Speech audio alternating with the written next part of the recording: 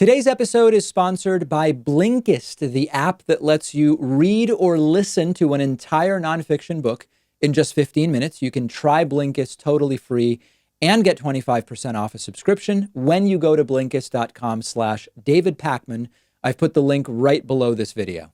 Welcome to the show. I have some interesting clips to play for you, some very important stories to discuss. And one of the biggest areas of concern it's really turned into kind of a mask off moment for much of the American right and the Trumpian right is the degree to which all sorts of people have been just falling all over themselves to defend Kyle Rittenhouse, the shooter in Kenosha, Wisconsin. And you might remember that last week, Tucker Carlson sort of defended the vigilantism of Kyle Rittenhouse. And more recently, Tucker Carlson interviewed one of the attorneys for Kyle Rittenhouse. I'm going to tell you about some of the other attorneys momentarily. It's quite a cast of characters.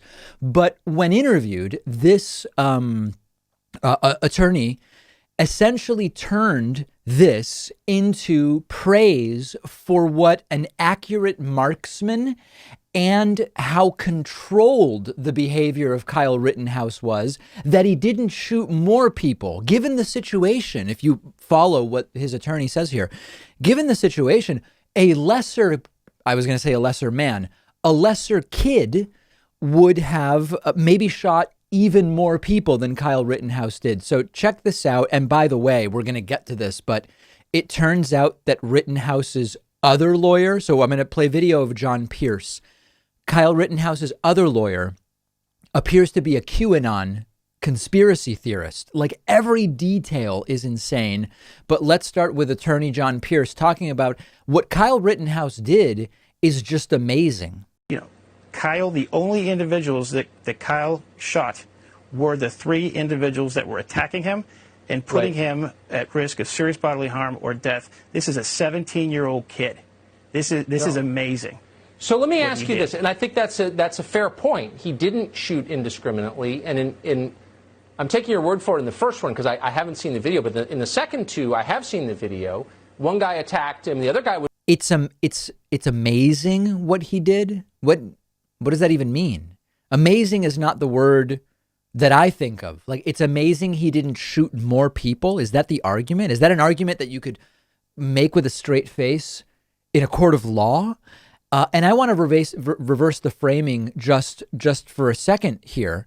You are going to see them actually portray they've shown some of their cards. They are going to try to portray Kyle Rittenhouse as a law-abiding militia dude who was merely keeping the peace. They're going to try to make this 17-year-old who is too young to even be carrying a gun in this way in Wisconsin legally. They're going to try to make him into the Good Samaritan because he was out there helping. He was helping out there. And of course, this actually to some degree reminds me of the George Zimmerman scenario with Trayvon Martin, where when a vigilante claims self-defense, it's like a bank robber saying the teller got aggressive during the bank robbery, or like George Zimmerman saying, I had to defend myself in a confrontation with Trayvon Martin, which I created by being a cop wannabe in my neighborhood watch group or whatever it was that he was doing years ago. So that's attorney John Pierce saying it's amazing. This guy's a hero rather than a criminal. Then we have the other lawyer, one of the other lawyers for Kyle Rittenhouse, who's completely out of his mind. I'm talking about Lynn Wood. Lynn Wood is part of an organization called the Fight Back Foundation, which is about using lawsuits to stop the lies and smears of the radical left. And Lynn Wood said on Twitter that the Fight Back Foundation is going to be funding Kyle Rittenhouse's defense team. They've got donors holding this kid up as a hero and funding his defense team. And Lynn Wood's Twitter profile has the hashtag WWG1WGA. You might be wondering, what the hell is that? It's a QAnon thing. and it stands for "Where we go one, we go all." It's a line from the 1996 Jeff Bridges sailing adventure, White Squall, which they misattribute to President Kennedy. It's crazy, but it's a QAnon hashtag. And I mean, step back for a moment. What better way to make these killings into political events than to have a political organization represent the killer? That's effectively what these lawyers are. Pierce, the attorney I played a clip of earlier, was put on leave from his law firm, then called Pierce, Bainbridge, Beck, Price, and Hecht, after a report found that he was accepting money from a lender for personal use. And supposedly it was $4 million. A month before he was put on leave, there was a lawsuit from a former partner accusing employees at the company of financial and sexual misconduct, as well as sexual assault. I mean, it's like there's just no depths to the depravity of everybody involved in this situation. And he's being represented, Kyle Rittenhouse is, by a group who are as shady as you would expect in a situation like this, where they seem to be seeing this more as an opportunity for self-promotion than an opportunity to do good legal work. I guess I should mention, there's a good chance they're going to be able to muddy this up in the process of defending Kyle Rittenhouse. His lawyer, Lynn Wood, is saying, he didn't actually transport the gun across state lines. He got it from a friend, as if that's a defense. Of course, that means the friend committed a felony by giving a gun to someone under 18. He then aided and abetted by loaning that gun. Kyle Rittenhouse, of course, was illegally in possession of that firearm in the state of Wisconsin. It's illegal for anyone under 18 to have a weapon in Wisconsin, even though it's an open carry state. Kid should have known that, but he didn't pay attention to that and killed 2 people. So there's a lot of really ugly stuff here that's not even being mentioned, but they are trying to, and partially succeeding at, turning this kid into a hero. And people are donating to his legal defense fund.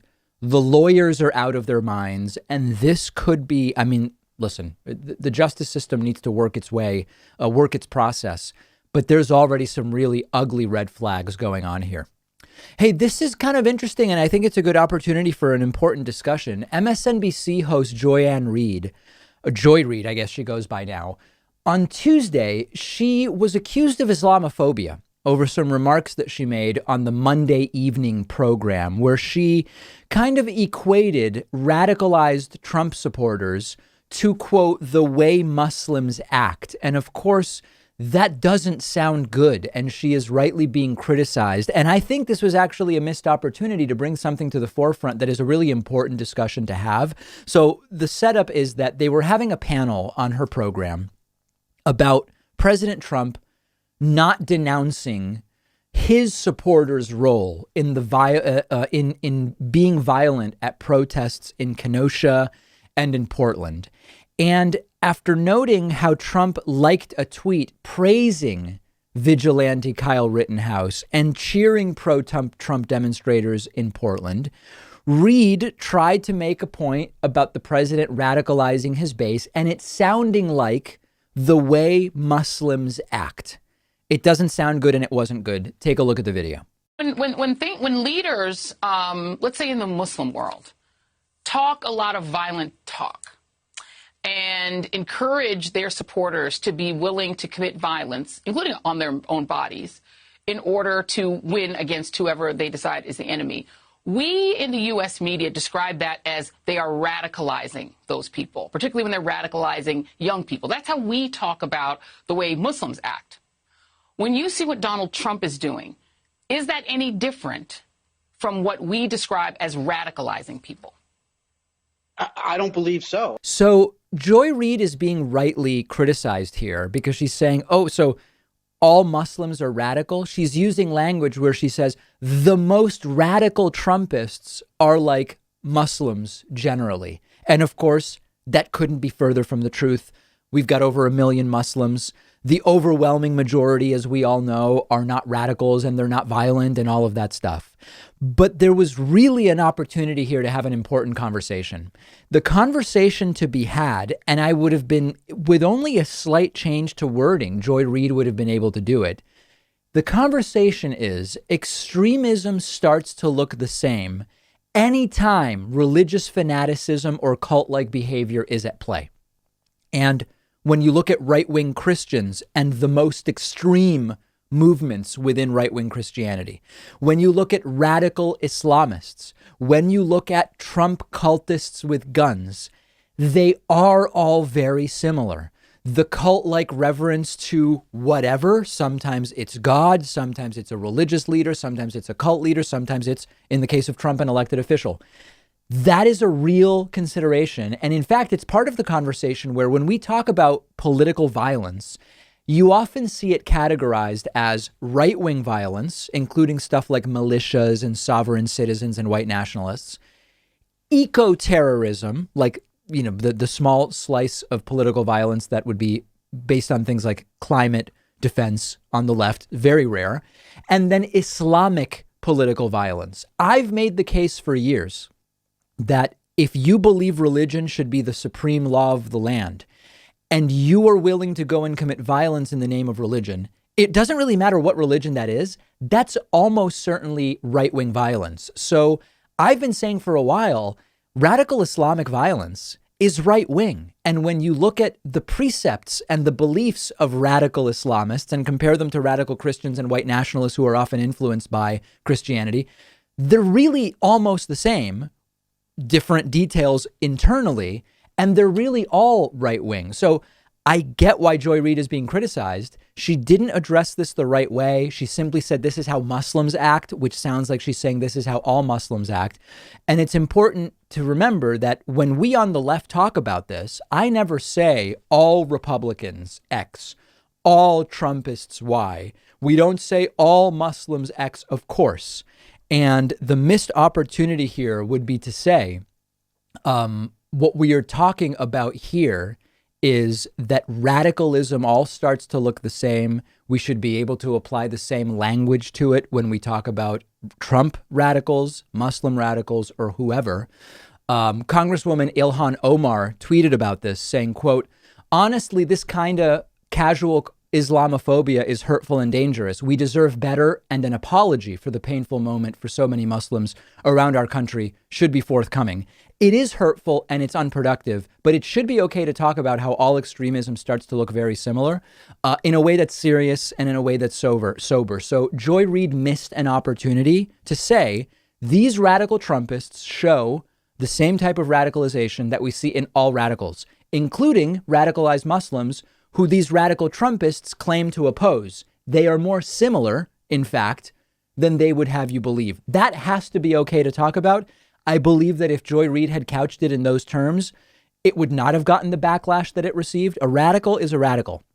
It doesn't matter if it's based on race, color, creed, politics. Radical is radical, and it all starts to look the same. Let me know what you think. I'm on Twitter at @dpacman. Remember to get the daily audio podcast on Spotify, Stitcher, iTunes, wherever you listen to your podcasts. The David Pakman Show at davidpakman.com.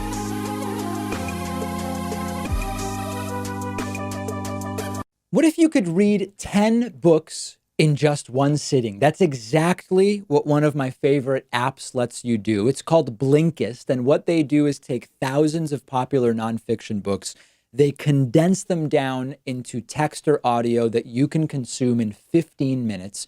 Blinkist makes sure that you're getting all of the important core insights from each book. So it's perfect for exploring a book you otherwise wouldn't have time for. If there's a full book you're thinking about buying, you can use Blinkist to get a sample first. Just think how much you can enrich yourself by being able to soak up an entire nonfiction book in just 15 minutes. I recently read A Brief History of Time, of course, by the great Stephen Hawking. This is a book that I have been aware of for so long, and other things got in the way, and it was fantastic to check it out on Blinkist. Blinkist has books on politics, philosophy, science. They have 27 different nonfiction categories, and a subscription is only about $8 a month, and you get the entire library. But you can try it totally free and get 25% off a subscription when you go to Blinkist.com/David Pakman. I've put the link right underneath this video.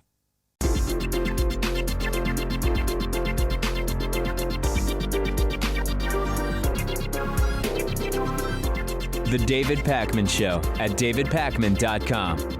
Let me remind you that The David Pakman Show is mostly funded by people who sign up at joinpakman.com. Everyone is welcome, regardless of age, regardless of national origin. You can sign up from anywhere in the world, and people regularly do. And it is the primary funding source for our program. So consider yourselves invited. You will get the award-winning awards we give out, but still award-winning bonus show every single day, as well as commercial-free audio and video streams of the show at joinpakman.com. Let's see what's on the minds of some of our viewers and listeners. We are going to go to the phone lines at 617-830-4750, starting with our caller from the 214 area code. Caller from 214, what's your name and where are you calling from? Hello, Dave. Hang on one second. I'm trying to get you back where... Okay, you there? I'm here. Hey, this is Dave calling from Dallas, Texas, and thank you for taking my call. Yeah. So whenever people get on unemployment, they typically don't get their full paycheck. I think they get something like 60 or 70%. So when I first heard that they were going to be giving an extra $600 to people on unemployment, I assumed they were going to give people the difference between, their paycheck and, what they would have gotten on unemployment up to a maximum of $600. Right. So I was pretty shocked when I heard they were going to give everybody an extra $600. And I think right now they're looking at maybe even extending that. So I think a better use of that money would be to, of course, give unemployed people the equivalent of their full paycheck, but then use the rest of that money to maybe help small business owners and the self-employed, who in many cases have seen their income drop dramatically, and in some cases had it taken away completely because they were forced to shut down entirely. So I'm just wondering if you think that's the best use. Well, so remember, Dave, that it turns out that there was money left over in the PPP fund, as far as I most recently saw. So there was actually, your idea of taking some money out of unemployment and giving it to small businesses. Small businesses didn't even scoop up the money that was available. So it's unclear to me that that's really the solution. Now, what it sounds like your concern is, and I understand the concern, it's should anybody be making more on unemployment than by working? That seems to be the fundamental concern you have, right? No, actually, it's not. My fundamental concern is that with the PPP program, that's really helping the employees as well. Only 75% of a PPP loan has to be used to pay your employees. That's correct. The business owners only get 25%. So the business owner, the only help that the government is offering business owners is debt in the form of low-interest SBA loans, and maybe helping you with 25% on your rent or your utilities. Yeah, I mean, a lot of that is forgivable, remember, so it's not a loan in practice. But I think I'm now better understanding what you're saying, which is the PPP would allow you to keep your employees on and pay them, but it doesn't generate demand necessarily for what you're selling, and your business revenue may be in the tank. What if some of the money could be used for that instead? Yeah, but, I guess what I'm talking about, too, is things like, the guy who used to cut my hair, and I say used to cut my hair because I'm not going to get my hair cut anymore. Yeah, right. His business has gone off dramatically. I know a lady who has a event planning business. She has literally no business now. Right. Her business is gone. My wife, for example, owns a pet sitting company. Pet sitters depend on people traveling or having to go to a job every day and needing their dog taken out in the middle of the day. Her business is down 70%. Right. So now, Dave, did you know that from the government? I know your concern is sole proprietors here. I don't know if you knew, but the unemployment benefits were expanded to include sole proprietors and people who work for themselves who normally would not qualify for unemployment. And I think that that's important as well. I don't know if you knew that. Yeah, I did not know that, actually. Yeah. So I've actually called my representatives and asked them what they were doing to help people like my wife. Yeah. And I've been just told basically about the PPP loan. And I point out to them, well, that's really not for the employer. That's really for the employee mostly. Right. No, So I know. I know, Like, for example, I know social social media consultants who just work for themselves who have gone on unemployment, and they would not normally be able to, but they were. I mean, listen, the details are in some cases not perfect, but overall, the situation is a mess. I don't think that the government has done nearly enough when you compare us to other countries, but it seems like, on the details, we could certainly talk about it all day. Yeah. Well, let me ask you one more thing. Do you think that this whole $600 extra actually kind of feeds into the conservative narrative that Democrats are socialists who want to pay people not to work? That's another thing about it, I will say. Well, it's the Trump administration who did it, and it's Trump who said that he was very much in favor of it. So I guess is Trump the socialist is what I would say to them. I agree with you. I'm just saying that's how the conservatives are going to spin it. They're not going to say Trump's a socialist. Well, then I'd tell them, if you don't like it, vote Trump out, because Trump's the guy who did it. I agree with that. That's actually that's a good comeback on that. And before I let you go, can I just make one other quick comment? Yeah. Something I've been hearing you and a lot of other people saying. Sure. I keep hearing people say that Biden has to win in the landslide, that this has to be a decisive victory. In my lifetime, I don't think I've ever heard a Republican say they have to win in a landslide. In fact, I don't think they they have to win. They just think they have to convince us that they won by at least one vote. Right. And I think it's great to say we have to win in a landslide, but maybe you guys should also throw in the caveat that at the end of the day, just like the Republicans, all we have to do is win, even if it's only by one vote. I agree with you. We only have to win by one vote. It would be better to prevent Trump from doing more of his shenanigans to win by more than one vote, but you're completely right. You only need to win by one. All right, Dave from Dallas, thank you for the call. I appreciate it.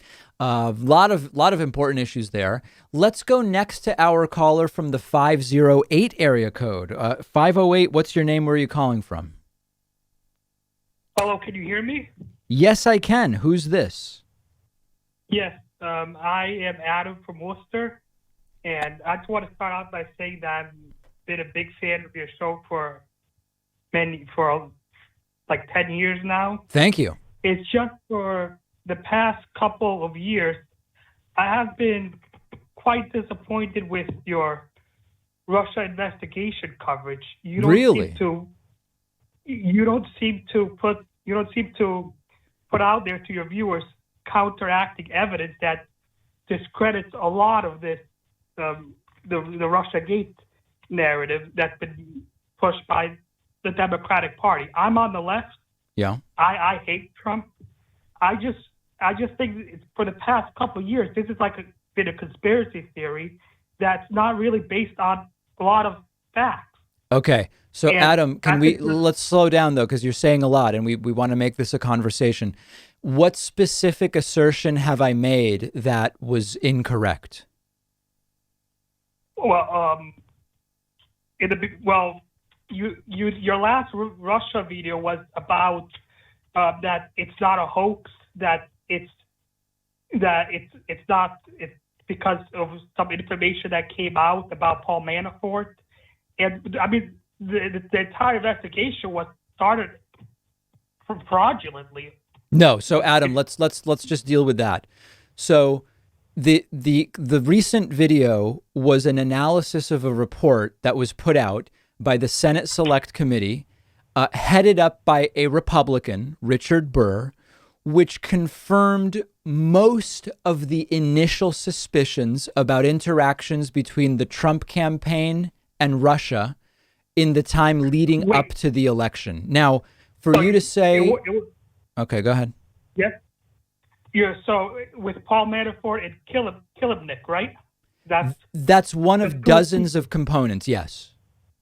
Did you know what Paul Manafort was doing in Ukraine? He was doing a lot of different things over a long period of time, but I don't know which things you're talking about and how they're relevant to what's in the report. Well, it is relevant because there's a narrative out there that Paul Manafort and Kilimnik were trying to do Putin's bidding, or But hold on, Adam, hold on a second. Did I say that, or what are you responding to right now? Because I don't say that in the clip you just mentioned to me. What I say in the clip is read the Senate Select Committee report, and you will see that if your expectation was Trump and Putin are going to get caught on video colluding, that obviously did not happen, and it's not what the outcome is going to be. But if you look at the regular connections and interactions between the Trump campaign and Russians. They are confirmed by the report. Now, you can disagree with the report, but that's not me, right? I'm just telling you what's in the report. But what I'm counteracting is your assertion that it proves that it's not a hoax. Of course it's not. So how would it be a hoax when you've seen countless arrests and essentially everything that was seriously alleged with evidence proven either in the Mueller report or in the Senate Select report? If you're trying to cartoonify the claim, if you're trying to say, listen, David, you were expecting Trump and Putin to get caught in bed together colluding and for Trump to be removed, then I would say I never said that. I don't know who was saying that, but maybe you should talk to them. But it sounds like you're saying it was a hoax when every serious investigation has turned out that it was not a hoax. Now, if you're saying, does it matter? If you're saying, is it relevant to Trump's reelection or whatever? I'm probably right there with you. But to say it was a hoax seems completely without evidence. Well, I'm not saying that the investigation itself is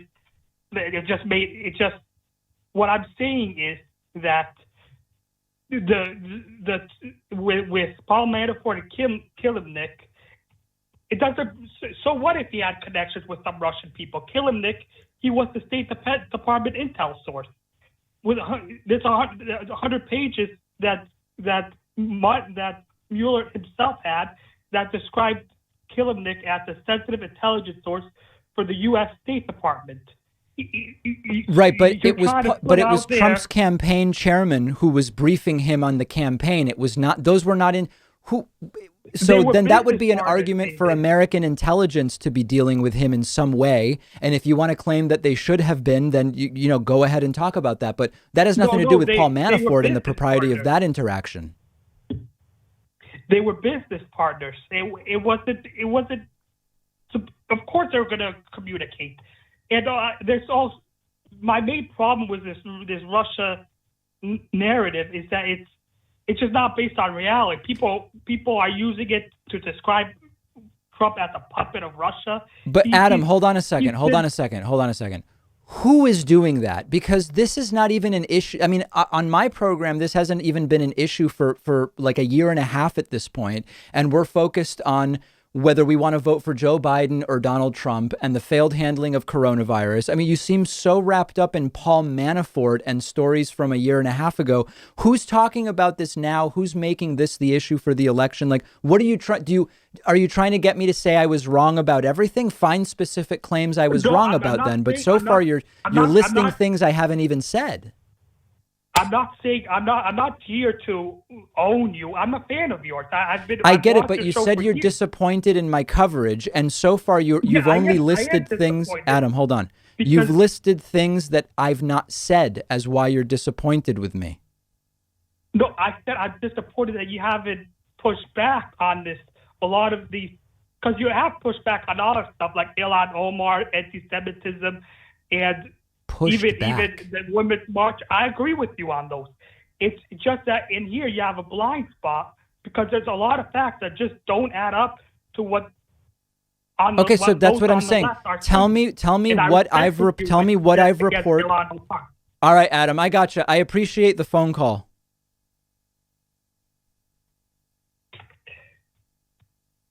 Okay. All right. He hung up. All right. Very good. I mean, it's like what? So, okay. I just don't know where to go with that. I really don't. Let's take a quick break. If you're holding, don't hang up because we will be right back on the phones momentarily. The David Pakman Show at davidpakman.com.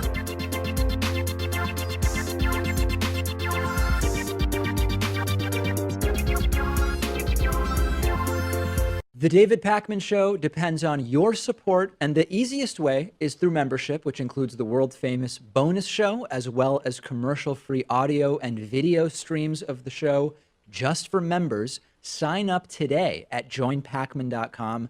Coupon code saves you 40%. Vote soon 18.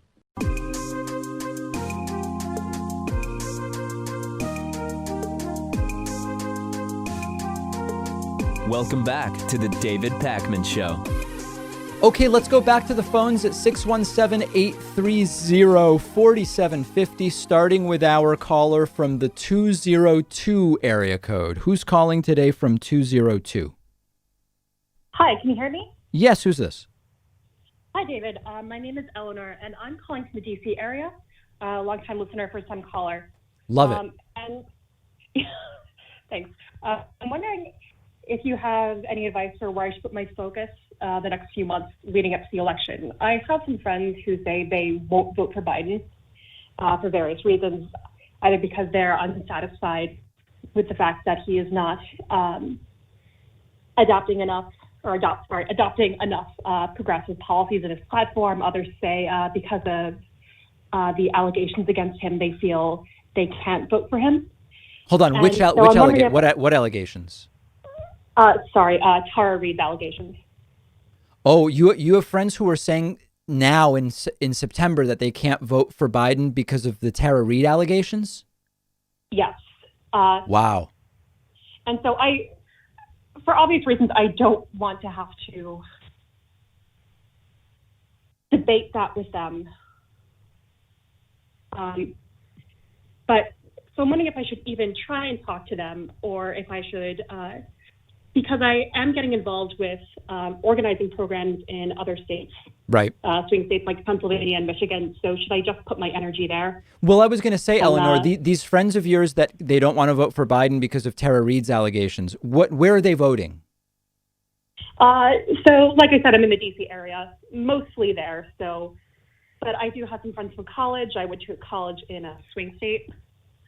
And so listen, we've got weeks left until this election. I would not waste any time arguing with people who are voting in Washington, D.C. Number one, Washington, D.C. is going to go overwhelmingly to Joe Biden.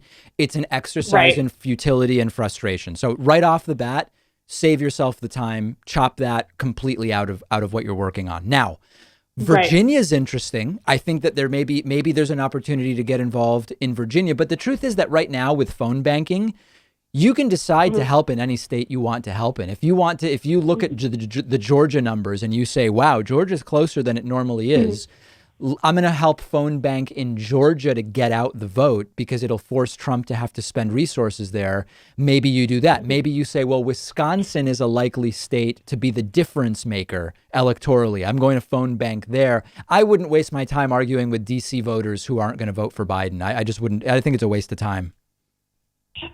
Right. And okay, that makes sense. Yeah.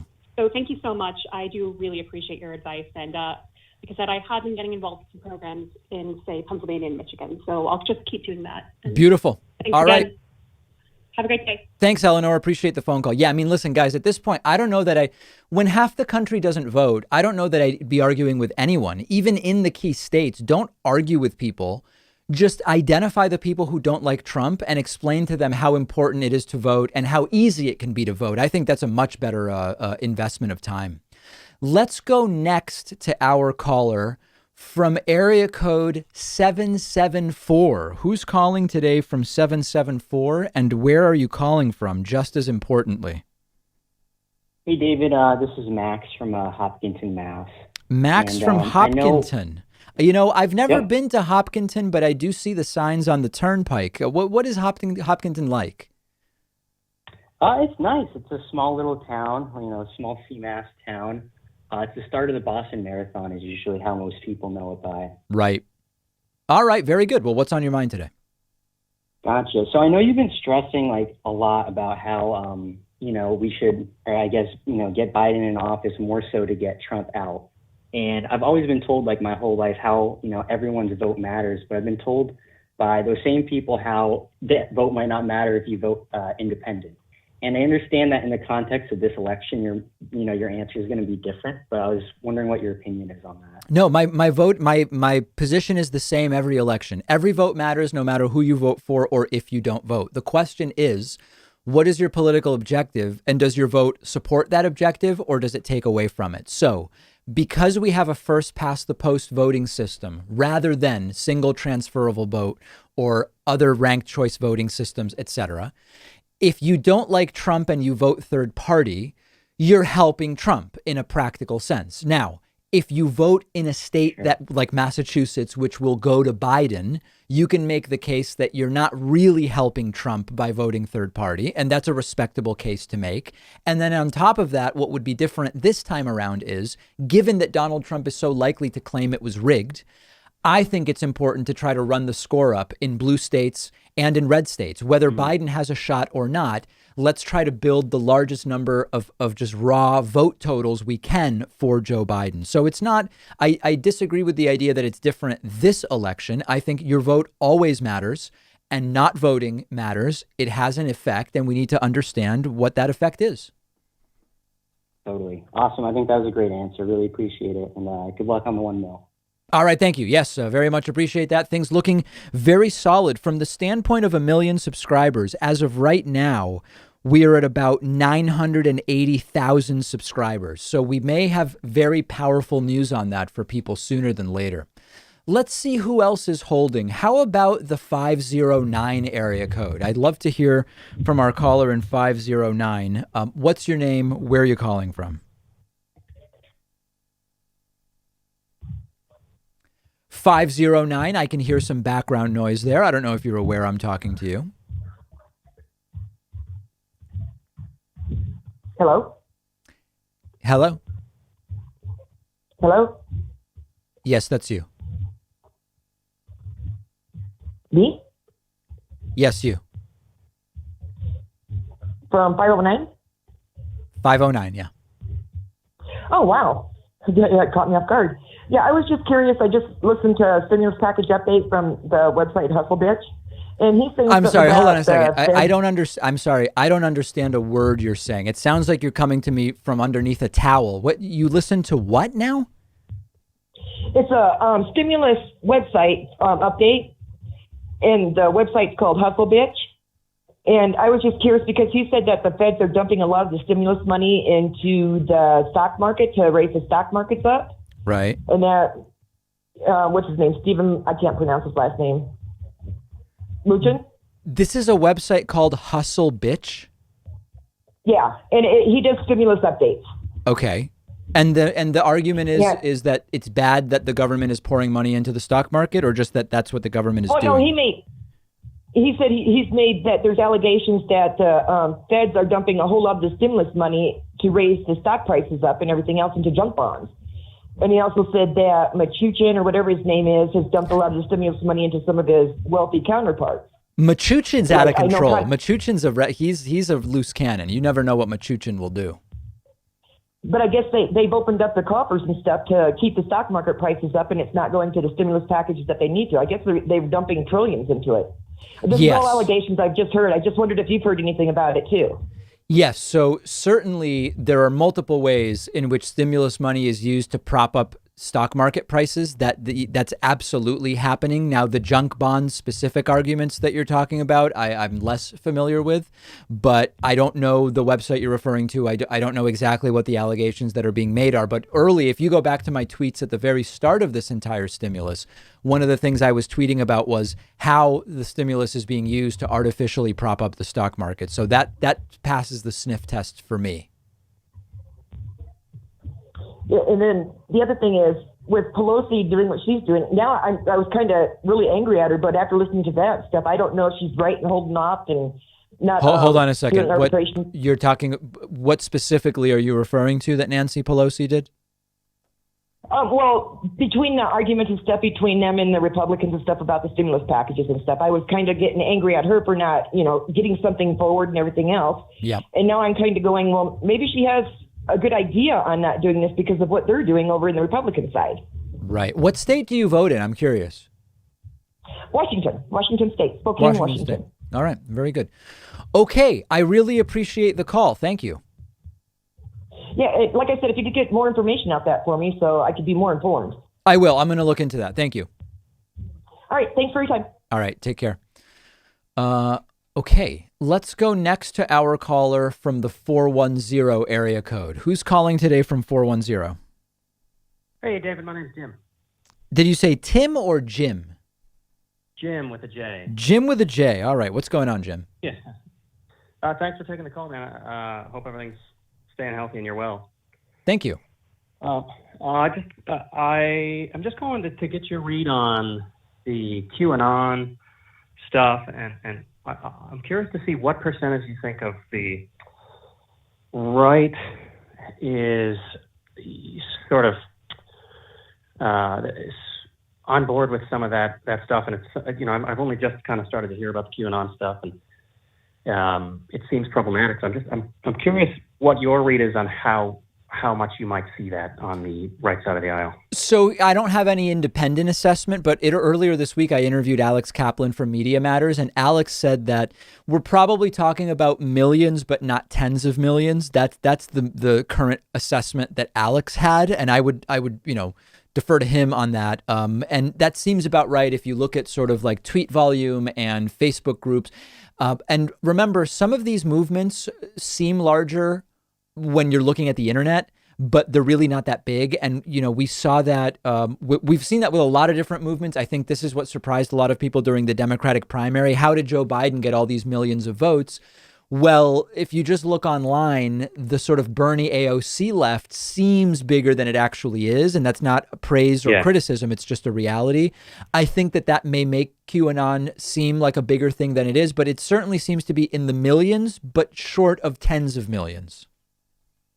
Yeah. And so you don't think that necessarily it might have it might not have a massive impact on the sort of, you won't see that sort of votership reflected as much as one might think based on headlines and stuff in the actual vote in the November. Popular vote in total. No, but remember that there's 20 candidates that are QAnon affiliated on the ballot in November.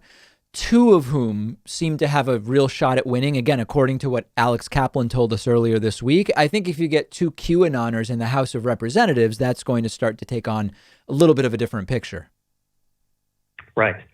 Yeah, and so you would think then that most of the conservative base is more moderate, or do you think is alt-right something that's maybe a larger part of the constituency? Or no, here's the thing. What's your read there? When you have something like QAnon, it doesn't really help us to assess where the Republican Party is in general, because these are really, at least for now, this is a relatively small group. These are outliers. These are sort of, it's a slice of Trumpists, and Trumpists are a slice of the Republican Party. So I don't really think that QAnon existing tells us much about the broader dynamics of the Republican Party. But you're getting to something that I think is really important, which is whenever Trump leaves, whether it's in January or January of 2025, whenever that is, what happens to the Trumpists that are left over, and how does that manifest in the Senate and in the House of Representatives, in governors' mansions, state senates, etc.? And that's more of an open question, but I wouldn't make any assessments about the Republican Party from QAnon, really. Yeah, that makes a lot of sense.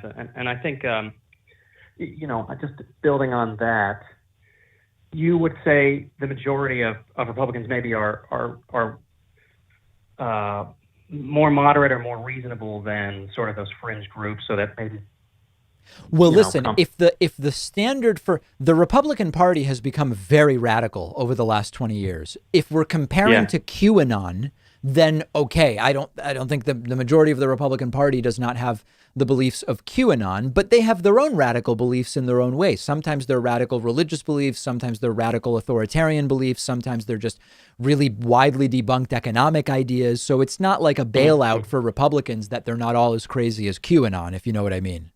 Right. Yeah, totally. Yeah, that's great. And I think the comparison to the AOC Bernie stuff seems relevant to me, but do you feel that there's a similar sort of striation of the party on our side of the aisle as well, or?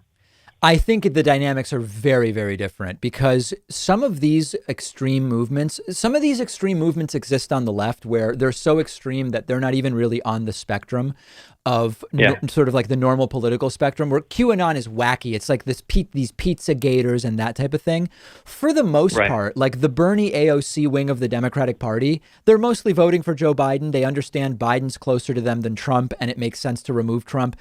That's like a normal way to interact with the political system. Here in Massachusetts, we had these primaries. Everybody I know who supported Joe Kennedy or Alex Morse is now tweeting and posting that, like, okay, our person lost, but we're obviously voting for Markey and Richard Neal because they're better than the alternatives. Most people are operating in that way. A lot of the QAnon people are in a totally different universe where they're not even on the political spectrum in a normal way. Right. So how would you compare? Can you give me more sort of, I guess, clarity on how you would compare the AOC Bernie Sanders type of spectrum you're talking about to the QAnon? Like, do you think AOC and Bernie are closer to the center than like the QAnons, or do you think? I just think it's the wrong analysis. I don't know that you can, conspiracy theorists, it's very tough to put them on the political spectrum. I mean, look at anti-vax as an example. You have people that end up as anti-vax on the right because they're skeptical of government. And you have people that end up anti-vax on the left because they're skeptical of businesses, and they share their anti-vax sentiment. But if you say, where are they on the political spectrum? They're all over it, and some are not on it at all. Like, they're not political other than they are anti-vax. So I just don't think we can really analyze it in such a sensible, rational way. Yeah. Gotcha. Yeah. That makes a lot of sense.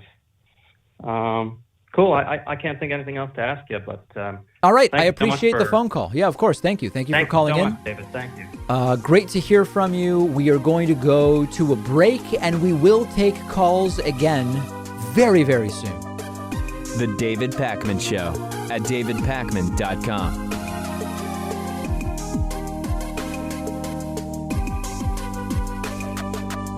The David Pakman Show depends on the support of our viewers and listeners, and one way to keep us going is through Patreon, where you can pledge as little as $1 per month or as much as you want at patreon.com/David Pakman Show.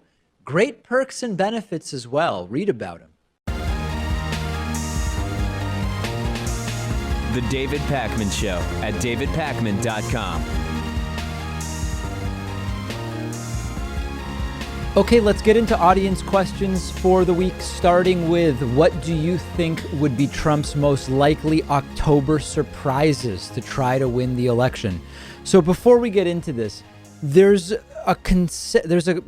idea is common that October surprises don't really work. I'm not so sure about that. If you look at James Comey's decision to do a second Hillary Clinton press briefing at the very tail end of the 2016 election. I mean, there were so many factors that affected that election, but it's hard to say that had no impact. When you look at George W. Bush's bin Laden speech and announcements right before the 2004 election, in which he was narrowly reelected, arguably with a small victory in the state of Ohio, although there were some allegations of foul play there in Ohio. I don't know that we can write off an October surprise. Now, that being said, when more people vote by mail early, it does diminish the possible impact of an October surprise, changing the outcome of any state, for example, or of the total election, because there are fewer people left to vote, right? If 50% vote before October 15, and it's not going to happen, but imagine, then what happens between October 15 and the election can only possibly impact half of the electorate instead of the entire thing.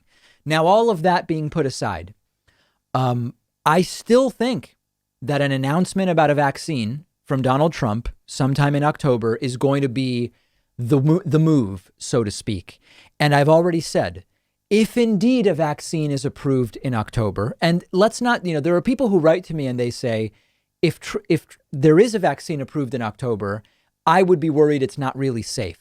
That's not really my concern. I don't think Trump is going to announce a vaccine that's not actually been approved. I think Trump's going to try to take credit for that vaccine announcement when it will have nothing whatever to do with him. It could be a vaccine developed in the UK, for example, the Oxford vaccine, which is being discussed. It could be a vaccine that has been around or in development for some time for poultry coronavirus, which has now been modified, which could be the one. That doesn't seem like it, but the point is, none of it would have anything to do with Donald Trump.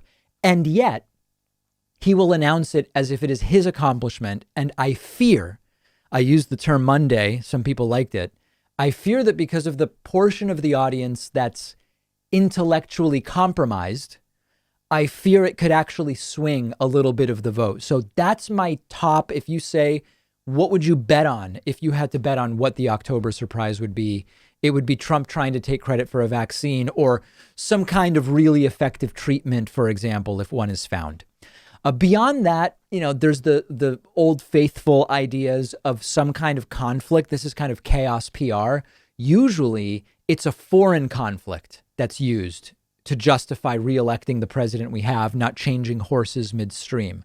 With Trump, he seems to think that it's generating chaos within American cities that is going to be good for him. And whether he would scale that up in October, we don't know. Whether it actually helps him is not really clear. I think it's certainly possible that it activates some of his key constituents, but we are going to have to wait on that. Now, again, I mentioned earlier that there's going to be more of mail-in voting, absentee ballots than there typically are, and that could reduce the power of a possible October surprise. The other side of it is that messing with the voting itself could be the October surprise. It wouldn't necessarily be done in public, although hopefully we would figure it out. The trouble with Trump lying all the time is that no one believes you eventually, and thus there could be the possibility that Trump comes up with some new Obamagate, or Trump makes a claim about a virus treatment or whatever, and nobody will care because nobody will believe it, or at least not enough people will. Miracle cure, who knows what it could be. The real surprise would be him figuring out a way to secretly mess with the election that we don't detect. And the surprise is everybody thinks there's no surprise when in reality he's finding new and novel ways to mess with the election. That's what I'm most scared of, followed by just taking credit for a vaccine and some people actually giving him credit for it. David, you've mentioned before the idea of police having to live in the communities where they are policing. Do you think this should be made a requirement? So there's a couple complications with that. When I gave my list of here's how police should be reformed, one of the things I mentioned was requiring some portion of the police department to live where they are policing. Now, if you think of a really big city like New York City, you could be policing the Bronx, but living in Staten Island. And if you understand the sort of class and racial dynamics of that, you might not think that that's fantastic. But putting aside some specific examples, I think that the idea of requiring a percentage of police to live in the city where they are working is a good idea. The problems include, number one, a lot of police don't live where they police because they can't afford it. And so if your paradigm is defunding police, unfortunately, defunding police is often inconsistent with requiring police to live where they are policing. And in fact, if you really want to do that, you may have to look at maybe not salary increases, but cost of living bonuses for police that are living in some of the areas they police. There's a reason why lots of NYPD live 90 minutes out. In New Jersey or in upstate New York or not upstate, but north of the city or wherever. And it's because they can't afford to live in New York City. So that's something that has to be considered. The other thing that I think is important is that the reason we want police living in, or it's really the opposite. It's more that we want police that already live where they are going to be working. There's a number of reasons for that. You could be more likely to de-escalate rather than escalate if you're policing your own community. It would make you more acquainted with the dynamics of your city in terms of better identifying what is a threat and what isn't a threat. And this is not to excuse when police obviously misbehave and say something's a threat that obviously is not after the fact in order to get out of trouble. But understanding the dynamics of your city better would certainly be a really good thing. And being integrated into the community would be a really, really good thing. The possible downsides would be, are police more at risk of retaliation against themselves and their families if they're known to live in the community? Would that be something that we need to think about? Could it lead to selective enforcement? Because if you live in a community and you police it, you develop relationships. It could skew your relationship where you are no longer dealing with the community objectively, depending on whether you know the people or whether you don't. I think that those are relatively small risks. I think that the idea of saying all police must live where they are policing is impossible. But I do think that the idea of requiring a certain percentage, and if you need to give them cost of living in order to be able to afford it, I would actually be okay with that, because I do think it would dramatically improve policing. Now let's step back from this question. There's a different question that we also need to talk about, which is, regardless of whether police come from in the community or out of the community, there is a self-selection bias for who wants to be a police officer. And there's lots of liberal police officers. I'm not saying that there aren't. But on average, police are more culturally conservative than the average population. And that's something that we need to think about as well. So you maybe would be able to deal with that. For example, if you have a liberal city that is overwhelmingly policed by rural police officers who live in conservative areas an hour and a half outside of a city. Okay, you could fix some of that political imbalance by bringing in people who live in the city. But that's a bigger question that police departments are going to have to deal with. The cultural conservatism of police. There's a self-selection bias. It exists in the military as well. Doesn't mean there aren't left-wing people in the military. In fact, Joe Biden is now leading among members of the military.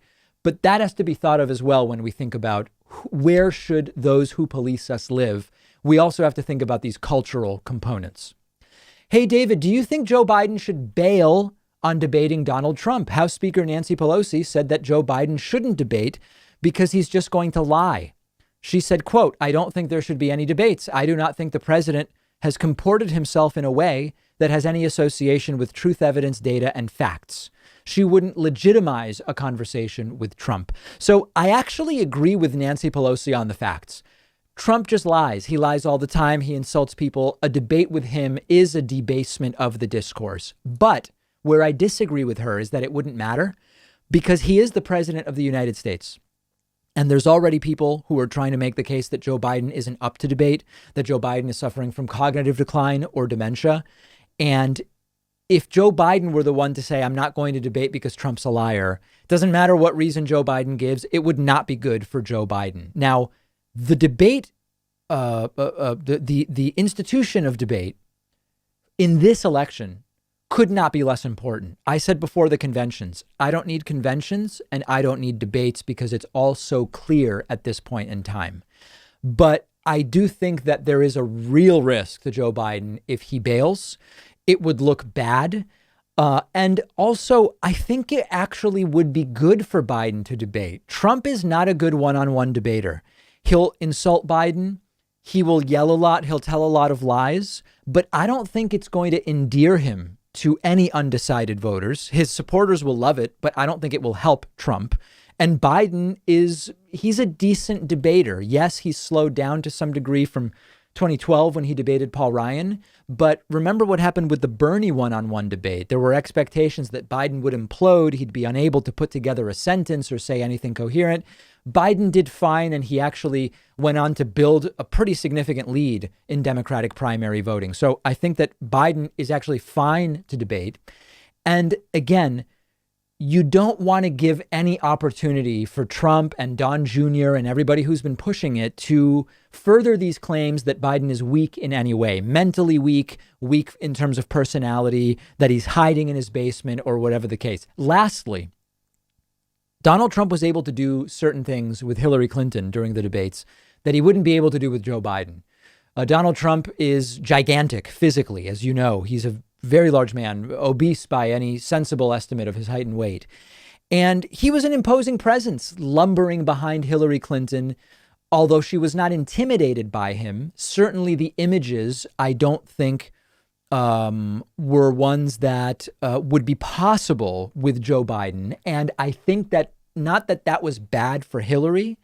I think it would be bad for Trump to try to pull his standing really close to Biden antics in the way that he did with Hillary Clinton. So as of right now, the schedule is 3 presidential debates, September 29, October 15, October 22. And then the VP debate, which I very much look forward to, will be on October 7. The last 2 presidential debates, October 15th and October 22nd, those are pretty late. particularly when we're expecting more people than ever to vote early by mail, absentee, or early voting in person. It is going to be more about turnout than convincing people to switch. By October 22nd, if you've not, listen, I've said before, if you haven't made your decision already, I don't know what's wrong with you. I want to talk to somebody who's actually undecided. If you've not made your decision by October 22nd, it's a very weird situation. But as a result, I think that those last two debates are going to be more about, can Trump dog whistle enough to activate parts of his base? And the answer may be yes. We're going to be watching them all very closely. We'll be live streaming all 4 of the debates. We've got a great bonus show for you today. Get instant access by becoming a member at joinpacman.com or a patron at patreon.com/David Pakman Show.